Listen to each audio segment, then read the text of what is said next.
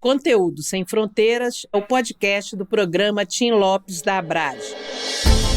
Uma conversa além das redações sobre comunicação na periferia, no interior e nas metrópoles.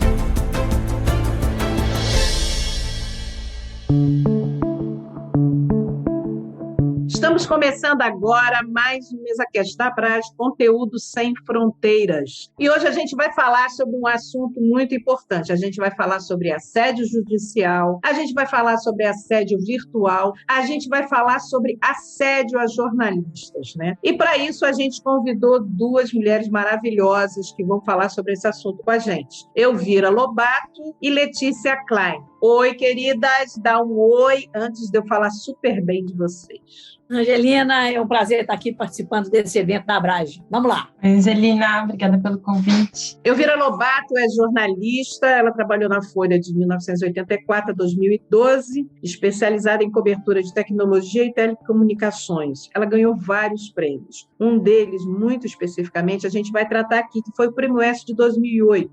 A Universal chega aos 30 anos com o Império Empresarial. Ela vai falar sobre o que aconteceu com ela depois dessa grande reportagem, né? Ela também já publicou 2 livros, Instinto de Repórter e Antenas da Floresta, a saga das TVs da Amazônia. Se você é jornalista, se você é estudante de jornalismo, se você gosta de um bom texto, de uma leitura profunda, uma leitura bacana, uma discussão interessante, tem que ler esses livros, simples assim, tá? E a nossa outra convidada, Letícia Klein, ela é assistente jurídica da Abrage e ela é coordenadora do Programa de Proteção Legal da Abrage. Ela vai falar sobre o que a Abrage está fazendo em relação a essa onda de assédio em cima dos jornalistas.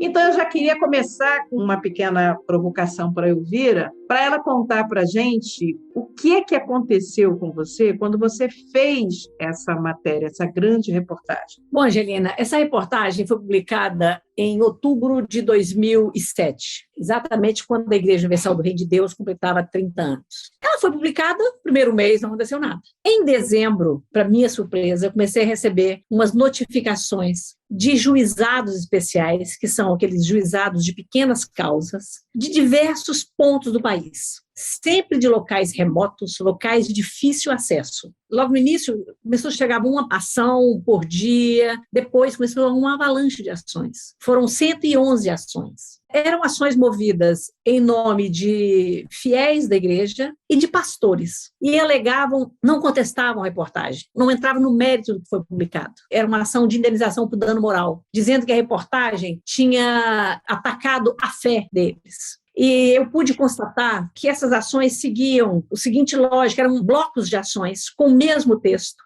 e as mesmas frases, as mesmas argumentações, eram acho que uns 5 blocos, que se repetia no Amazonas, no Centro-Oeste, no Sul, o que mostrava que havia uma orquestração, que aquilo partia de uma fonte única, embora isso não fosse nem permitido. O juizado de pequenas causas, ele existe para defender a pessoa em pequenas querelas, em coisas tipo briga de vizinho, discordância com o questionamento de uma empresa que te vendeu um produto que não funcionou, coisa do gênero. Não para uma discussão em âmbito nacional. Então, a primeira reação foi uma reação de espanto, foi uma reação de medo, de perplexidade. Fiquei estupefacta quando eu estava vendo aquilo ali, porque não tinha precedente, e aquela ação não questionava a matéria, não questionava tal informação não é verídica, não tinha isso. Então, demorou um bocado para a gente começar a entender o que estava vendo, entender que aquilo era um ataque orquestrado para intimidar a imprensa. Era uma reportagem que não tratava da questão religiosa. Era uma reportagem quase que de economia. Eu acho até que ela saiu no caderno de economia. Ela tratava do patrimônio das pessoas da cúpula da Igreja Universal do Reino de Deus. Então, era uma investigação sobre as empresas que tinham nome de bispos, em vários campos. Das televisões, que eu já conhecia, já acompanhava, já noticiava aquele crescimento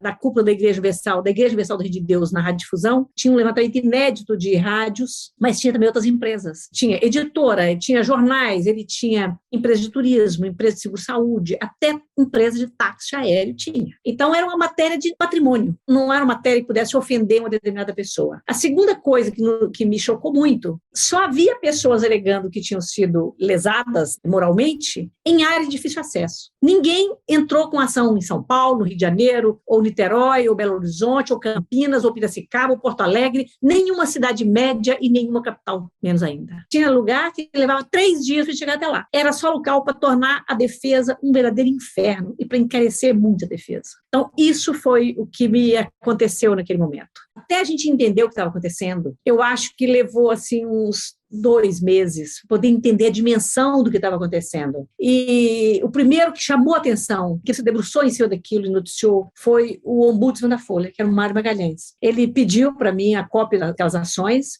E sabe que o ombudsman não tem um contato com a redação, né? Então, eu encaminhei ao ombudsman, não a ele pessoalmente, mas pelos canais de contato com ele. E ele foi o primeiro que tornou público isso, inclusive essa estratégia, mostrando que os textos repetiam. E depois, houve uma cobertura grande da imprensa. Os jornais se solidarizaram com a Folha de São Paulo, numa segunda etapa. Então, aí o jornal o Globo começaram a fazer reportagens sobre aquilo, né? Que também era um fato inédito da minha vida. Eu comecei a dar entrevista para os jornais sobre o que estava acontecendo, porque não se tinha visto nada igual. Era impossível para mim estar em todos os lugares para defender, porque o juizado, ao recorrer ao juizado de pequenas causas, dificultava muito a nossa defesa, não só pelo trabalho de ter que ir ao local, pela obrigatoriedade de você ter que estar lá presencialmente, mas também porque você não podia unificar as ações. Não há essa possibilidade. E a Folha, então, teve que começar a botar um verdadeiro batalhão de repórteres para ir me representar em um monte de causa, porque as ações, as audiências eram simultâneas. Tinha dia que eu tinha uma audiência no Acre, outra audiência no Mato Grosso, outra audiência no Rio Grande do Sul, o que tornava impossível a minha presença no local. Então, foi uma avalanche, foi um fenômeno assim inédito para nós e que ficou como uma lição que, infelizmente, se viu depois que muitos aprenderam e usar contra o jornalista, né? Outras ações seguiram esse modelo tempos depois. Letícia, o que a gente percebe é que a gente está falando de uma coisa que aconteceu em uma matéria de 2007 e olha só quanto tempo já se passou. Esse tipo de estratégia, né, para cercar o jornalista, para tentar calar o jornalista, isso tem acontecido bastante na metrópole, na capital, no interior. Como é que está a situação no Brasil? Essa mesma forma de ataque que a Elvira sofreu, a gente já viu sendo repetida de lá para cá, em outras vezes, inclusive novamente a própria Igreja Universal, né, contra o escritor J.P. Cuenca, mas a gente vê também isso diversificando para outras formas também de assédio, né? Esse assédio que usa dos juizados especiais tem essa característica de distribuir para cidades pequenas, ações simultâneas e muito parecidas, mas também tem um caso, acho que talvez seria o contrário, assim, né? Um mesmo autor, uma pessoa pública, um empresário, um político, que propõe diversas ações contra diversos alvos diferentes, mas sempre ligados à imprensa, né? Então é como se aquela pessoa que qualquer matéria, qualquer reportagem, qualquer manifestação pública contrária a ela já se torna um motivo para ele processar qualquer jornalista. Então, é também uma tentativa de censura, assim, mais dispersa, né, contra a imprensa em geral, não contra um alvo específico, mas contra uma causa, né, mas também é uma forma que a gente tem observado e que muitas vezes faz uso do judiciário, né, por conta disso que a Elvira falou, né, o juizado, ele é pensado para causas de menor complexidade, né, questões de consumidor e tudo mais, e ela tem uma série de facilitações, porque ela pressupõe uma desigualdade entre as partes daquele processo, né, então você vai ter ali um consumidor, uma pessoa física processando uma grande corporação, né, uma empresa muito maior, então tem essas facilidades, o processo é sem custo, você não precisa entrar com um apoio de advogado até um determinado valor da causa, né, depois os recursos que se apresentam a partir da segunda instância são muito menores para o réu, né, para a pessoa que está sendo processada, então tem todas essas adequações no processo do juizado que eles se justificam para uma coisa, mas o que a gente vê é totalmente contrário, né, ele sendo usado para o inverso, né, para você restringir direitos e não facilitar o acesso a direitos. Elvira, você falou que você, medo, perplexidade, mudou a sua forma de trabalhar depois desse? Eu imagino, né, eu não sei exatamente, como é que você se sentiu na época? Eu era o repórter mais atuante na cobertura de telecomunicações e radiodifusão. Perdurou por quase 20 anos que eu acompanhei o setor. Então, eu era uma especialista nessas duas áreas, sabe? E estava acostumada a fazer matérias fortes, né? Matérias de apuração investigativa, documentadas. E da cobertura da radiodifusão, eu cobria todos os setores, né? Eu cobria a presença da Igreja Católica como dona, comprando rádio e televisão, até quando a Igreja Católica comprou retransmissoras do Gugu Liberato, que eram operações assim exóticas, vamos chamar assim. Exótico porque não tinha uma visibilidade, não tinha transparência. Eu fiz matéria sobre a quantidade de meios de comunicação que tinha a Igreja Católica, que tinha os evangélicos, políticos, as famílias que dominam os meios de radiodifusão. A primeira matéria, um levantamento dos donos da mídia, foi de 94, primeira vez que um jornalista teve acesso ao cadastro do Ministério das Comunicações. Então, eram matérias de cunho muito técnico. Então, eu tinha uma cobertura sistemática. Fiz inúmeras matérias sobre a Igreja Universal e a Rede Record. Cada vez que ela comprava uma televisão, eu noticiava. E noticiava, inclusive, que era em nome de terceiros, que não aparecia o bispo Edir Macedo, e explicar por quê, porque a legislação não permite que uma igreja tenha uma televisão, em nome dela, a igreja, e também limita o número de televisões que uma mesma pessoa pode ter. Então, tinha uma cobertura tal. Aquela matéria me surpreendeu muito a reação da igreja, porque eu tinha feito uma outra muito mais grave, que era sobre as empresas da Igreja Universal do Reino de Deus em paraísos fiscais. O dinheiro que ela usava para comprar televisões e rádios vinha dessas empresas. E era uma matéria muito mais grave, que inclusive suscitou uma abertura do inquérito da Polícia Federal. E a igreja não falou nada. Nessa matéria, eu procurei a igreja, como sempre se faz, para ouvir o outro lado. E eu não apenas disse, olha, eu estou querendo ouvir sobre isso. Não, eu deixei explícito e mandei por e-mail o conteúdo do que ia sair na reportagem. E eles não quiseram se pronunciar. Eu detalhei, porque eu acho que a pessoa tem direito de saber o que vai sair para poder se pronunciar. Então, isso até me documentou, foi como documento para mim, porque eu mandava os e-mails e eles diziam, não vamos comentar. Então, eles deliberadamente não responderam. E nesse caso, vieram com essa paulada judicial. Nesse caso, o que era dramático? Era uma ação orquestrada por uma igreja que, ao mesmo tempo, tinha um partido político e que, ao mesmo tempo, era um grande meio de comunicação. Então, que tinha televisões, tinha rádios, tinha jornais impressos, né? Inclusive jornal diário, tinha jornal diário em Belo Horizonte, em Porto Alegre, né? De circulação grande. Parecia inimaginável até então que um veículo, um grupo de comunicação fosse usar isso para calar um jornalista. Então, isso foi o primeiro espanto que eu tive. Não estava acostumada a isso. E eu também estava acostumada a achar o seguinte, que se você apura uma matéria bem fundamentada, se você dá uma matéria documentada e naquela matéria não tem nenhuma informação, nenhuma frase que não tem um documento para respaldar, tanto que foi fácil para a defesa, porque via que tecnicamente não tinha nada a contestar. Aliás, a igreja não contestava aquela informação. Então, você fica achando, olha, se eu faço uma matéria documentada, eu estou coberta. Não foi isso que aconteceu. Uma matéria mesmo fundamentada, foi aquela reação daquela maneira. Então, o impacto foi muito forte, porque eu me dei conta do nível de fragilidade, de exposição que a gente está. E depois eu costumo dizer isso, que a igreja perdeu todas as ações. A 111 ela perdeu, mas ela ganhou. Porque eu era a repórter mais atuante nessa área. Um repórter que tinha um conhecimento acumulado imenso naquilo ali, porque não por mérito, assim, mas é porque é uma cobertura de 20 anos, você adquire um conhecimento enorme daquilo ali. E eu parei de fazer matéria. Primeiro que eu não podia, eu tinha perdido uma pré-condição fundamental, que é a imparcialidade. Se eu tinha 111 ações contra mim, eu não tinha parcialidade, fala da Igreja Universal mais, e ninguém estava fazendo aquilo mais. Então, aquele lugar, aquilo ficou vazio. Então, foi uma coisa que me doeu muito, isso, né? Dizer que, olha, não adianta chegar para um jovem repórter e dizer, olha, se você fizer uma matéria bem apurada, você está protegido, inclusive. Não dá para você dizer isso, porque o assédio judicial é uma violência,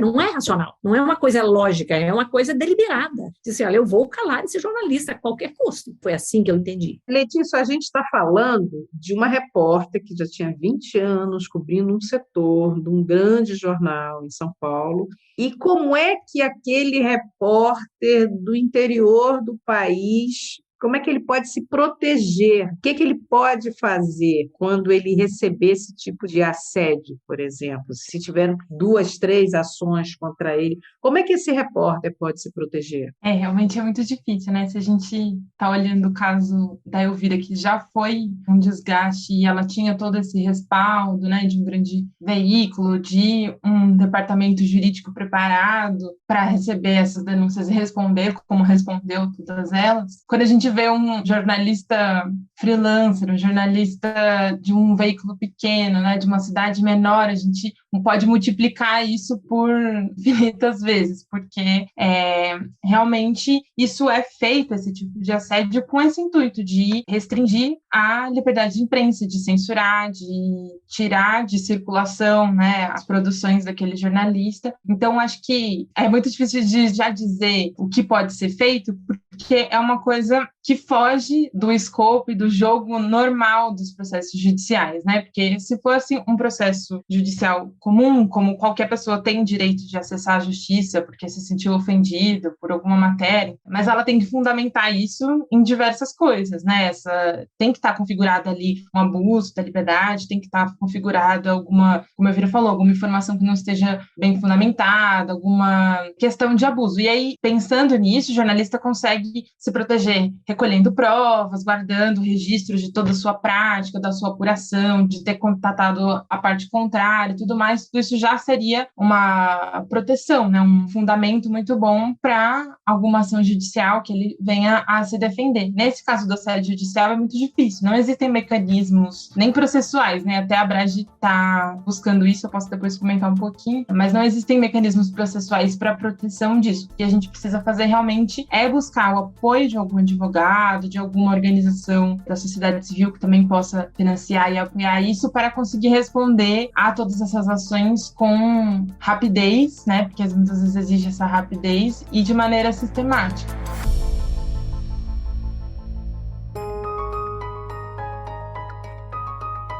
Um caminho seria todo repórter, né? Fez a matéria, guarda a sua apuração. Se for uma gravação, guarde a gravação. Tenta se proteger um pouco na questão de, se o outro lado disser, não, eu não fui ouvido, você tem as provas, né, de que você esgotou, digamos assim, todos os caminhos até ouvir essas pessoas, porque é uma forma de você se proteger um pouco, né, não totalmente. Eu me lembro quando eu fazia umas matérias de administração pública, minha mesa era cheia de papéis, de fita cassete, nossa, coisa antiga, né, mas era fita cassete das gravações, e eu ficava guardando aquilo durante 1, 2, 3, 4, eu guardava durante 5 anos tudo aquilo, para fazer, bom, até agora ninguém entrou com processo, então eu creio que eu possa, né? Mas é muito, muito complicado. A Elvira está falando de uma situação onde ela tinha um apoio jurídico, né? E o que fazer quando é um freelancer no interior do país? O que é possível ser feito, né? O que a Abrage tem feito nesse caminho aí para poder a gente entender um pouco mais da situação de quem trabalha, principalmente como freela no interior do país?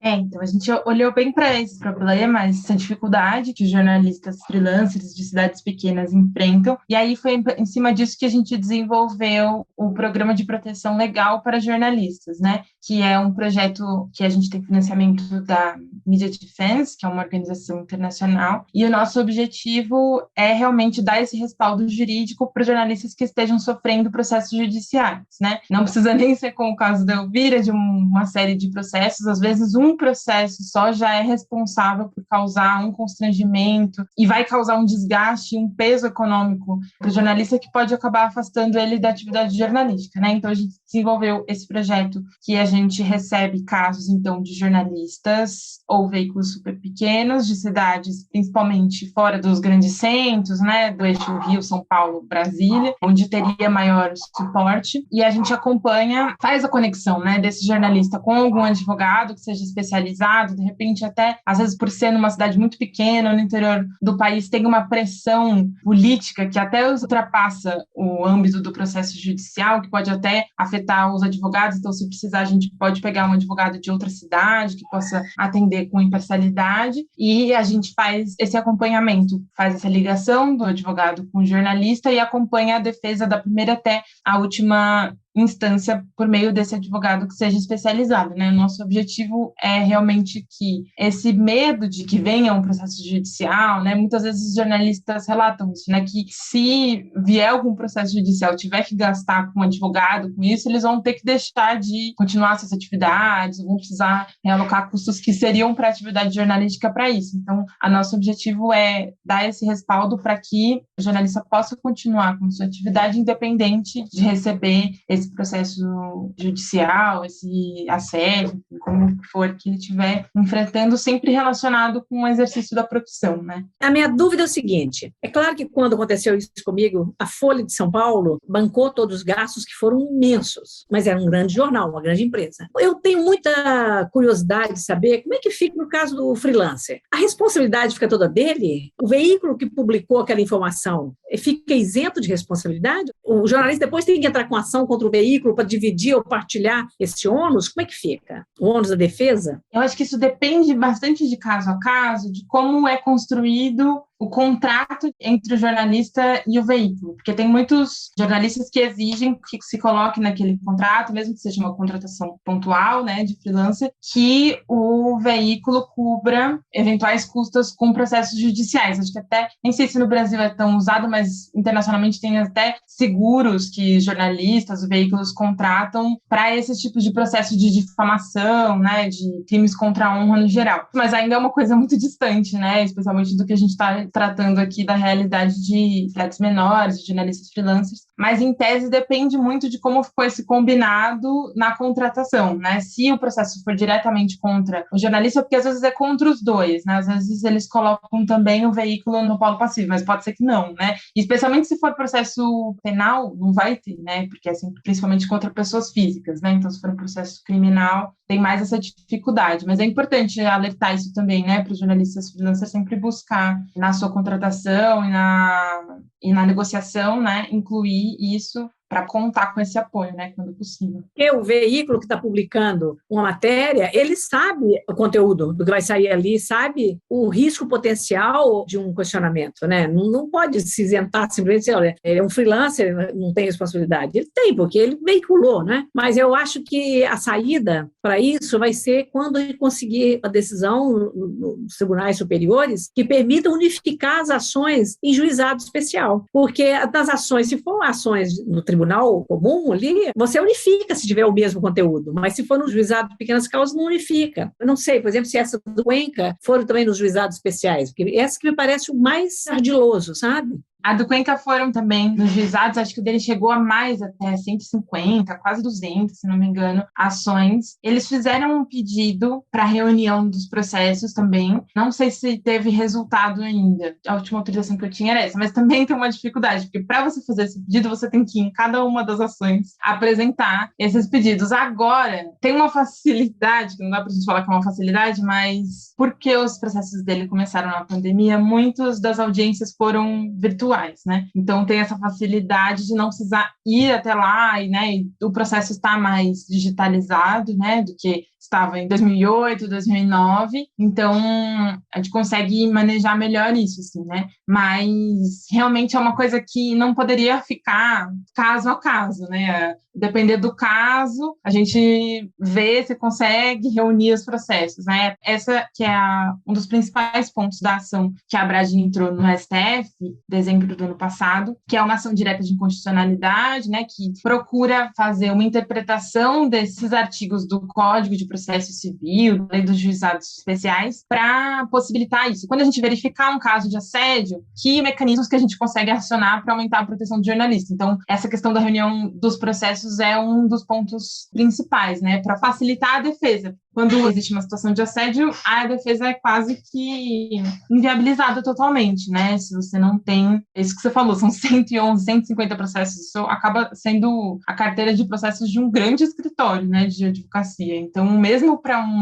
a quem tem apoio de um veículo, vai demandar um desgaste, né, e um esforço muito grande para a defesa. A sensação que eu fico é que passa tempo, né, passam os anos e eles vão se aperfeiçoando na forma de tentar calar a imprensa de alguma maneira. Então, o assédio judicial, ou assédio moral, assédio, enfim, de todas as formas, né, que está acontecendo, principalmente no interior do país, com freelancers. Elvira, você falou da questão dos contratos. Um amigo meu me procurou, tem mais ou menos um mês, para que eu lesse o contrato que ele recebeu de um veículo X, onde ele ia atuar como colunista, né? Uma das cláusulas, né, que era uma dividida com vários, sabe? Artigo tal, cláusula X, Y, Z, dizia exatamente isso. Qualquer questão judicial fica a cargo do jornalista. O veículo se isenta de tudo. O veículo não é responsável pela publicação, não é responsável por absolutamente nada, e muito menos na questão judicial. Na hora que vier um processo, fica a cargo do jornalista. Então, ele se assustou um pouco com isso. Eu falei assim, nossa, mas isso quer dizer que qualquer um pode entrar com processo de calúnia, injúria, difamação.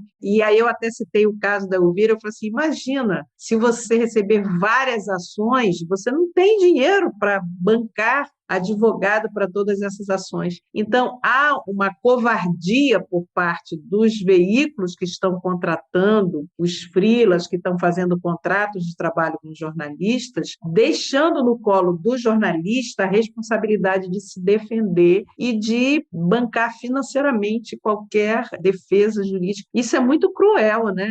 Eu fiquei horrorizada quando eu li.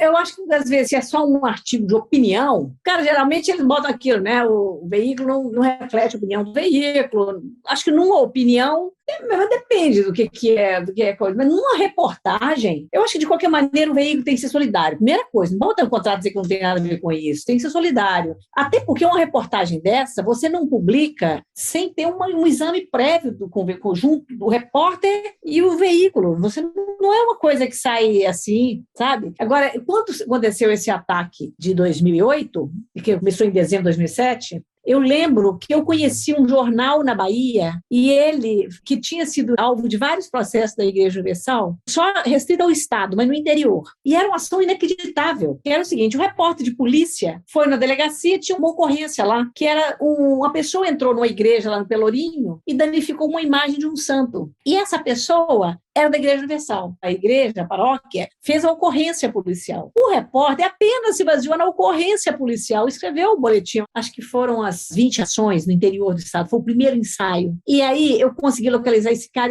veio que dizia o seguinte, eles não estavam querendo dar visibilidade nenhuma a isso, porque eles diziam, nós não temos condição de ficar nos defendendo lá. Então, contar que os juízes não vão dar sequência àquilo ali. Ele acabou, eu acredito, estou falando por suposição, que ele tem acabado até se beneficiar com o processo da Folha, porque ele alertou todos os juízes, né? Chegou a partir de um determinado momento, muitos juízes condenaram os autores por litigância de má-fé, porque era o cara assim, o sujeito de uma cidade, de um lugarejo no interior da Amazônia, onde não chegava Folha, naquela época não tinha acesso à internet, como é que chegou lá essa informação dessa reportagem da Folha? Não chegava lá. Então, como é que ele disse que estava andando na rua e alguém falou, você é um idiota porque o jornal deu isso? Como? Então, era tudo simulado, não era verdade, era mentira. Então, eu lembro que eu me questionava o seguinte, você não pode mentir para processar alguém, isso não vale, né? O que vale para você? Porque tem essa coisa, Angelina, nós sabemos que o cidadão tem direito de entrar na justiça e questionar que a matéria não foi correta. É o direito dele. Ele não tem direito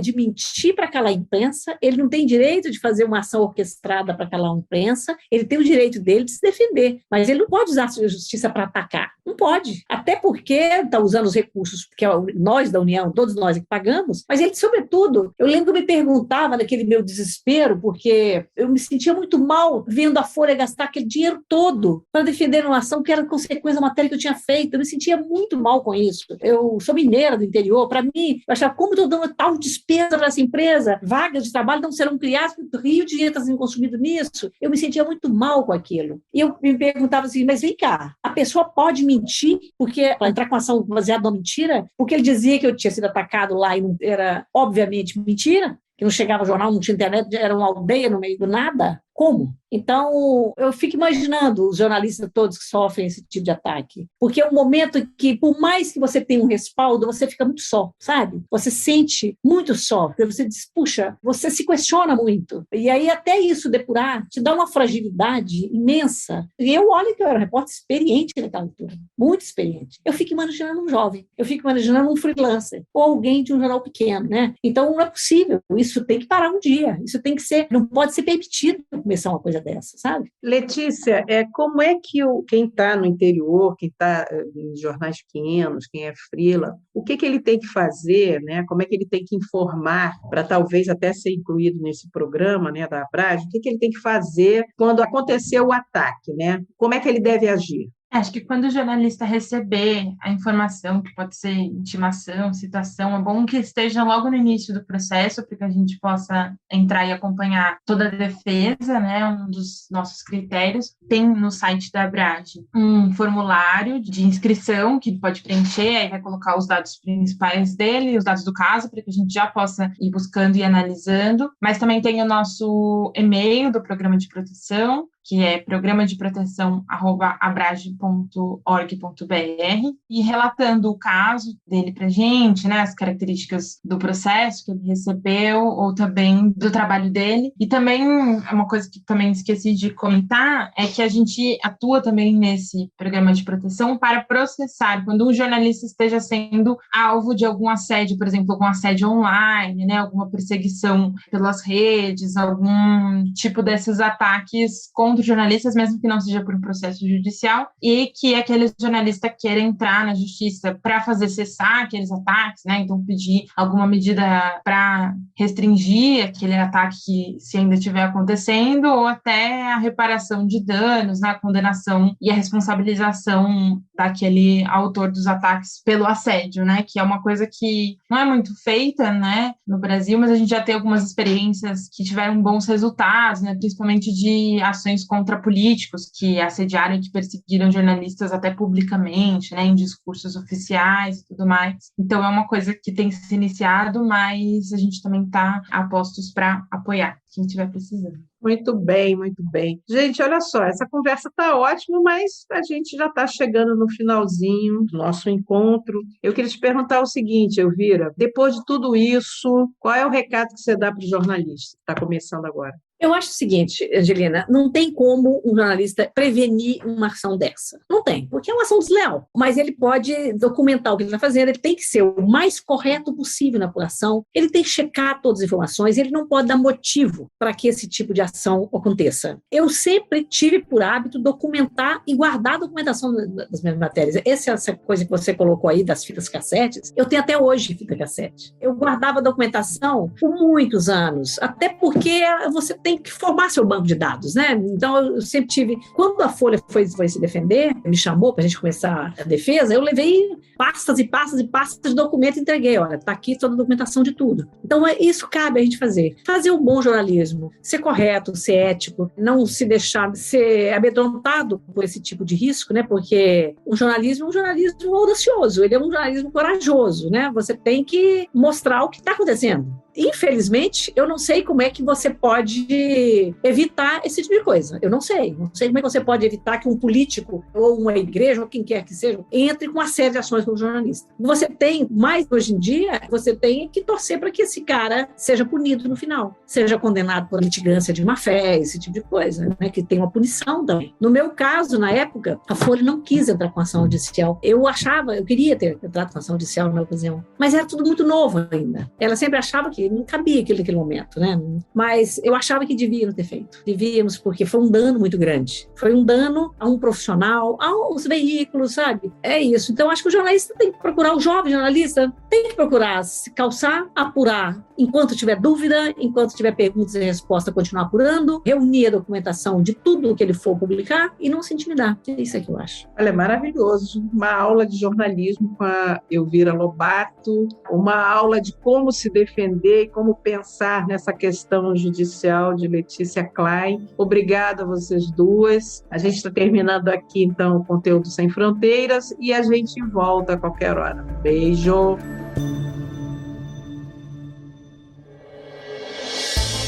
Conteúdo Sem Fronteiras tem roteiro e apresentação de Angelina Nunes, a produção e identidade visual de Heloísa Fortes, a edição de áudio e sonorização de Nathan Kleiman, da agência Miragem.